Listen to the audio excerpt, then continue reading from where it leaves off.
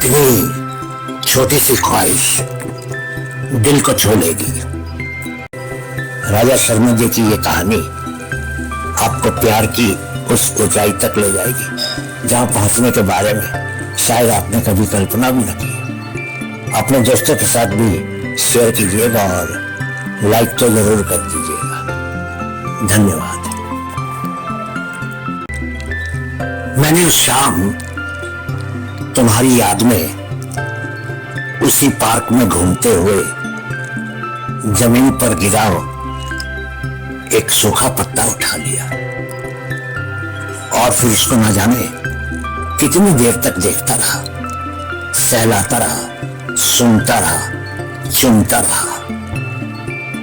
उसकी शिराओं में तुम्हारे चेहरे को खोजता रहा। 30 बरस जो हमने साथ साथ बिताए थे वो सभी मेरी आंखों के सामने आ रहे थे और मेरी आंखों का समुंदर किनारे तोड़कर बहने लगा, जिसको तुमने अपने जीते जी कभी एक बूंद भी छलकने तक नहीं दिया था। मैंने धीरे से उस सूखे पत्ते से अपने गाल को सहलाया और फिर उस आइसक्रीम के स्टॉल की तरफ चल दिया जहां हम हर शाम को पिस्ता कुल्फी खाया करते थे। उस बुजुर्ग दुकानदार की जगह अब एक नौजवान अपनी महबूबा के साथ खड़ा लोगों को कुल्फियां दे रहा था। उसने शायद कभी मुझे बचपन में देखा था। बोला, अंकल इतने वर्षों के बाद आए हैं, आंटी जी कहाँ हैं? बस बेटा, आंटी तो चली गई जहां से आई थी। 5 वर्ष हो गए। उसने मुझे कंधे का सहारा देकर कुर्सी पर बैठा दिया और बोला, मेरे पिताजी आप दोनों की बहुत सी बातें मुझसे बताते थे। आइए आज मैं आपको अपनी तरफ से कुल्फी भी खिलाऊंगा और साथ में खाना भी खाएंगे। मैं नम आंखों से खाना खाकर जाने लगा तो उसके साथ की लड़की बोली, आप फिर आइएगा, हमें बहुत अच्छा लगेगा।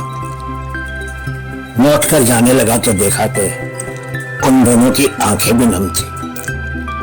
पर मैं उनको ये कैसे बताता कि 5 वर्ष पहले जब मेरी जीवन साथी की कोरोना से मृत्यु हुई थी तो मुझे पूरे शहर में उसको कहीं भी दफनाने की जगह नहीं मिली थी, जबकि मैं शहर के बहुत अमीर लोगों में से एक था।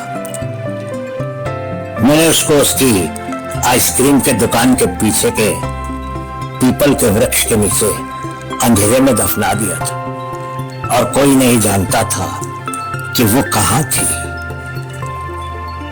मैंने अपने कोट के ऊपर की जेब से वो सूखा पत्ता निकाला और उस वृक्ष के नीचे प्रेम से रख दिया। कोई नहीं जानता कि मैं आज भी हर शाम को एक सूखा पत्ता उस वृक्ष के नीचे क्यों रखता हूं। पैसे की कोई कमी नहीं है और व्यापार भी बहुत बढ़िया है, लेकिन मेरे जीवन में हर शाम को पार्क में जाकर एक सूखे पत्ते को उसकी कब्र पर रखने से जरूरी काम और कोई नहीं है। बस मेरे लिए तो यही अनंत प्रेम है।